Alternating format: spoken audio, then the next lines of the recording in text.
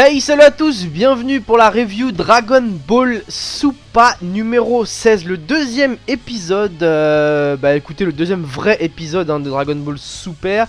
Alors, écoutez, l'épisode était plutôt pas mal, à part un petit peu la fin. Donc bon, on va commencer par le début.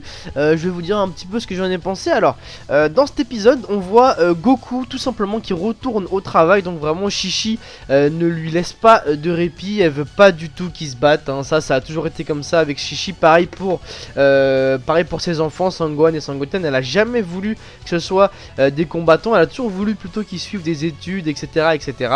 Donc pour Goku, les études c'est trop tard, mais travailler c'est pas trop tard. Donc c'est un petit peu ce qu'elle lui propose, voilà, comme avenir, sachant que c'est un des guerriers les plus puissants de l'univers. C'est un peu dommage. Mais bon, Goku c'est pas un mec qui crée des problèmes, donc il s'exécute, hein, il va bosser. Il reçoit la visite de Krillin, qui nous donne droit à un petit flashback plutôt sympa. Le flashback donc de leur jeunesse quand ils s'entraînaient avec Tortue Géniale. Pour ceux qui se rappellent, pour ceux qui ont regardé les tout premiers épisodes Dragon Ball, c'est vraiment de très bons souvenirs, hein, l'entraînement avec Tortue Géniale de Krillin et Goku. Donc ce petit flashback m'a plutôt fait plaisir.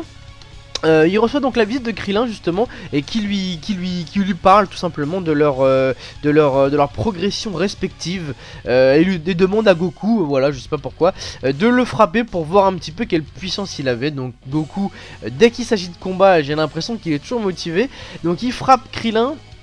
Et Krillin donc peut maintenant voilà, voir toutes les capacités de Goku. Bon, sachant que Goku l'a frappé évidemment en mode rien du tout, hein, voilà, même pas en Super Saiyan, rien du tout. On peut voir un petit peu l'énorme différence qu'il y a entre Goku et Krillin. Bon, ça on en avait pas vraiment besoin, mais bon, c'était un petit passage. Voilà, Krillin il voulait un petit peu faire le rebelle et voir un petit peu ce qu'il en était.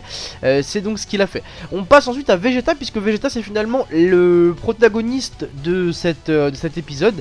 Alors Vegeta qui veut dépasser Goku, alors il est très mal barré, il veut dépasser Goku. En plus, pardon, excusez-moi, avec ses propres moyens. Donc pas de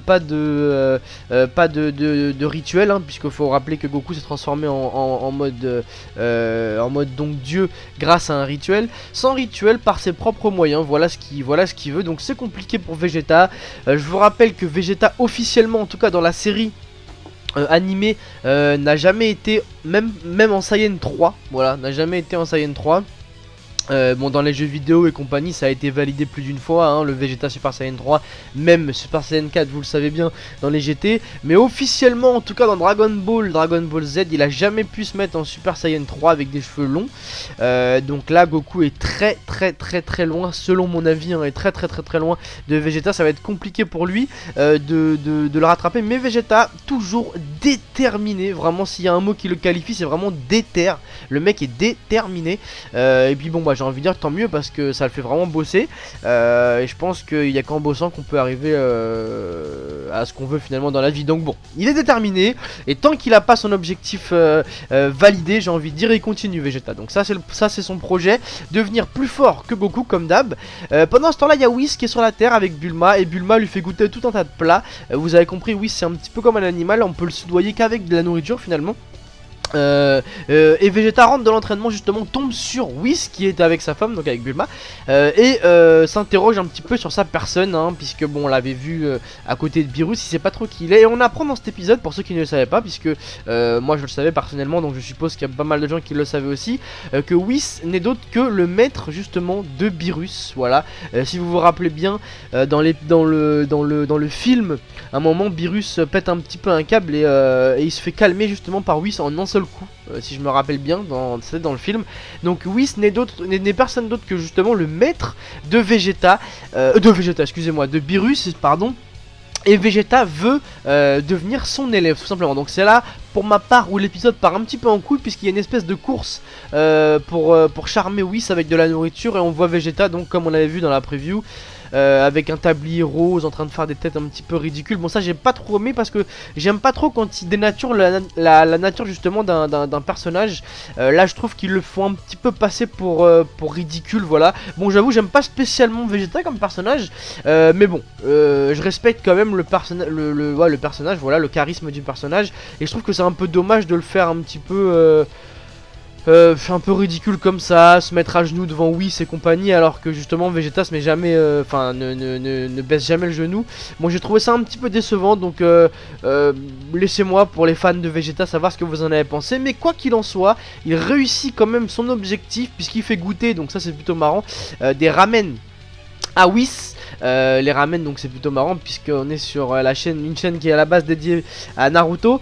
Et donc ça fonctionne et Vegeta devient l'élève de Whis et il l'emmène sur la planète à Beerus pour s'entraîner. Voilà, alors ça c'est plutôt très intéressant. Vegeta qui va s'entraîner enfin sur la planète de Beerus pour dépasser Goku. Vraiment intéressant. Je pense que les images qu'on a vues partout de Vegeta Super Saiyan God, donc les cheveux bleus, je pense que tout le monde a vu ça, ça a fait tellement un buzz que tout le monde a dû le voir avec les cheveux bleus Vegeta. Je pense que c'est dû à ça, tout simplement. Donc on va voir par la suite. En tout cas, très bonne initiative de la part de Vegeta. Je pense que ça va vraiment être intéressant de voir Vegeta s'entraîner là-haut.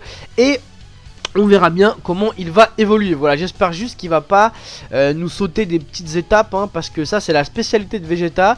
Dans les GT il était passé de Saiyan 4 à de Saiyan 2 à Saiyan 4. Et dans les différents scans japonais qu'on a vu, on n'a jamais vu Vegeta en Super Saiyan God niveau 1. On l'a directement vu en cheveux bleus. Donc ça m'inquiète un petit peu. Voilà, mais on va voir, hein, parce que c'est vrai que bon, je trouve pas ça très normal de sauter des stades. Normalement c'est step by step, on peut pas passer de Saiyan 1 à Saiyan 3 ou quoi. Je trouve ça un petit peu bizarre.